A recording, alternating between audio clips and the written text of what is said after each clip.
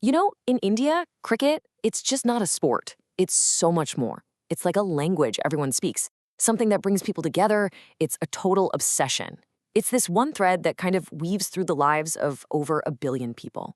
So how on earth did a game invented by the English become the unofficial religion for this massive, incredibly diverse country? Well, let's dive in. This one sentence says it all, doesn't it? It's talking about India's unbelievable 1983 World Cup win. And that victory, well, it wasn't just about lifting a trophy. It was the exact moment an entire nation found a brand new kind of faith. So how do you get from a colonial pastime to a national obsession? It's a pretty epic story, full of defiance, ambition, and straight-up revolution. And it definitely didn't happen overnight. It was more like a slow burn that finally just exploded into this massive fire that now lights up every street and every screen across India. Okay, so to really get it, we have to go all the way back to the beginning, back to when cricket first showed up on Indian shores. Not really as a sport to be shared, but more like a spectacle for the ruling class. This timeline really shows you just how slowly the game caught on. The first match we know about was way back in 1721, but it took more than 120 years after that for Indians to form their own club. See, this wasn't some national movement at first. It was just one community that was determined to meet the English on their own turf. And this is just brilliant. It shows their sheer determination, what you might call zid. When the Parsi community started playing, they didn't have all the fancy gear the British had. So what did they do?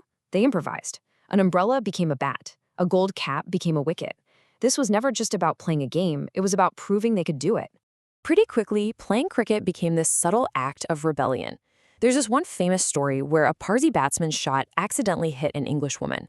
The British officials were furious and kicked them off the ground. But the Parsi players, they took them to court and they won the right to play.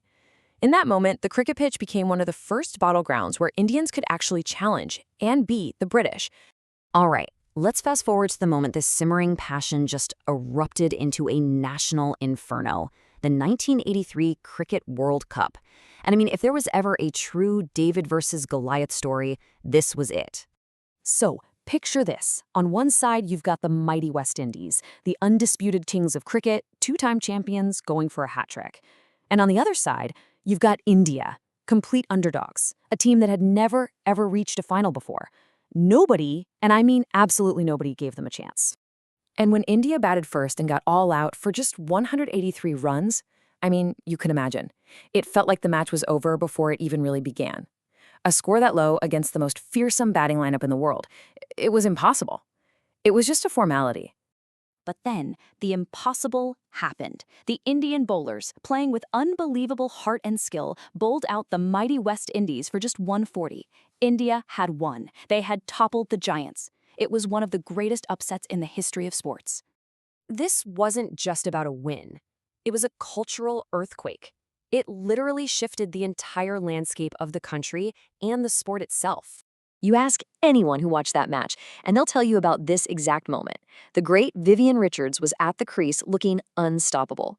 He hits a ball high up in the air, and Captain Kapil Dev, running backwards, takes this spectacular catch that completely turned the game on its head. That was the moment everyone started to believe. That one victory gave India, a young nation still trying to find its place in the world, this massive shot of self-confidence. It told an entire generation of kids, hey, we can compete with and we can beat the best in the world. The number of kids playing cricket in the streets, it just exploded overnight. So after 1983, cricket just transformed. It wasn't a game anymore. It became a reflection of this new India, a place where you felt like anything was possible. And this is where this cool idea of team loktantra or team democracy comes in. See, unlike a lot of other areas where your family name can open doors, in cricket, you just can't inherit a spot on the team. Only talent matters. It is a true meritocracy. And honestly, there is no better example of this than Mahendra Singh Dhoni. Here's a guy who was the son of a pump operator from a small city. And through sheer talent and insane hard work, he rose up to become a World Cup winning captain and a national icon. His story is the ultimate proof that in Indian cricket, it doesn't matter where you come from. It only matters where you can take the team. So the story of Indian cricket is filled with these huge, larger-than-life moments.